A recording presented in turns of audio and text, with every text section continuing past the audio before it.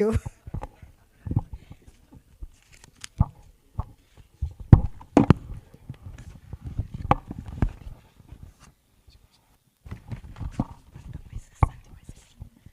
Thank you very much, Professor, my sister Kamar. Yeah, those were interesting times. To the Speaker of the Senate, the Deputy Speaker, my sister, the host Senator, my colleague governors, the clerk, and all the staff, and the honorable senators, good afternoon. Let me first congratulate you all on your election or nomination as senators to the 13th Parliament. I'm aware of the grueling journey you all undertook to be where you are today. Secondly, it is my pleasure and privilege to welcome you to our county of diversity. But you can also call it, or recently it's called Nakuru Girls. And the bedrock of Kenyan politics as well. Not to mention the many investment opportunities lurking in our midst. As the governor, I have the best of plans to make the county the destination of choice for all our visitors, including yourselves and many other people, and the many other people you represent from your counties.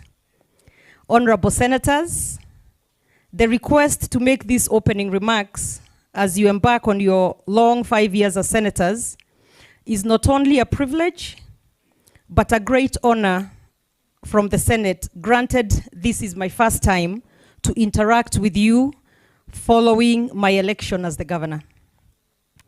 It is even more remarkable, bearing in mind I had the opportunity to serve the county as a senator in the 12th Parliament and County Assembly Speaker at the onset of devolution. For this, I profusely thank the people of Nakuru for the trust and faith in my leadership. Honorable senators, as you take up your hallowed roles as defenders of devolution and the counties, allow me to share with you my experience in the 12th Parliament in the hope that we can build upon the successes achieved this far and address challenges experienced. The role of the Senate and the senators is well provided for by the Constitution and other legal statutes. These roles primarily focus on the entrenchment of devolution, representation, protection of the counties, and above all, oversight over the public or state officers and institutions. Over the years, the role of the Senate and individual senators has come under sharp focus, and questions abound whether the country's bicameral system is a panacea to the socio-economic challenges facing the country. I dare say many have questioned the necessity of the Senate in the legislative architecture of the country. There are questions regarding whether the Senate is a true defender of the counties in the national discourse and whether the Senate has lived up to its constitutional calling of representing the counties. Honorable senators, these questions have been fueled by a number of factors. One, the perception that the Senate is inferior or subservient to the sister chamber, the National Assembly. Two, the incessant jostling for the control of the counties by either house. We have unfortunately witnessed increased legal tussles in our courts involving both chambers. Three, the apparent conflict created by our constitution regarding the exercise of concurrence by both chambers, constitutional powers over county matters. A case in point is how money bills and special bills are processed by both the Senate and the National Assembly. The provisions of Article 109, 113, and 127 are quite instructive. Four, the unresolved flashpoints between county governments and the Senate.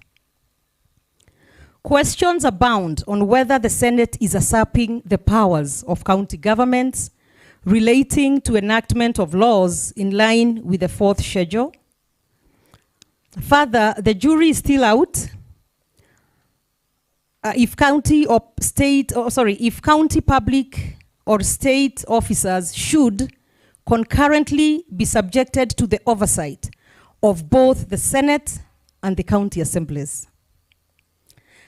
5, the vagueness in the definition of what constitutes matters concerning counties has seen the proliferation of all manner of bills and policies from both the Senate and the National Assembly.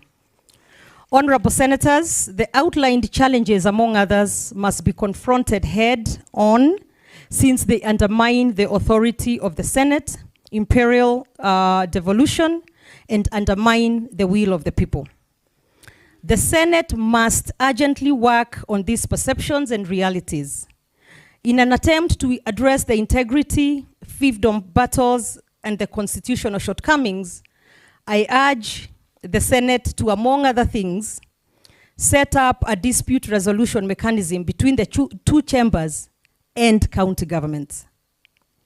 2, consider the possibility of constitutional changes aimed at granting the Senate exclusive powers over the counties. This to clarify mandate and scope of authority for each organ. I hold the view that symmetrical bicameralism, as is the case now, has not found appropriate balance, and thus the need for constitutional changes, perhaps. 3, consider the development of better engagement framework with the counties. The oversight role of the Senate over the county governments should not be to the detriment of the counties and her people. Incessant wars must be tamed for devolution to work. Finally, improving citizens' quizzical view of the Senate. Truth be told, the general population may not quite understand the role of the Senate. Few know the role and the importance of the Senate in the allocation of resources to the counties, though I also believe they are getting to become a little more aware than they were in past years. And also the Senate's role in controlling the excesses of the county chiefs. Real finally, Rohini Nilekani, an Indian writer, once noted, "We cannot be mere consumers of good governance. We must be participants, and we must be co-creators." Honorable Senators, the Senate, like a vanguard, must now, more than ever before, scale up the tenets of democracy and governance structures for wealth creation and prosperity. Thank you.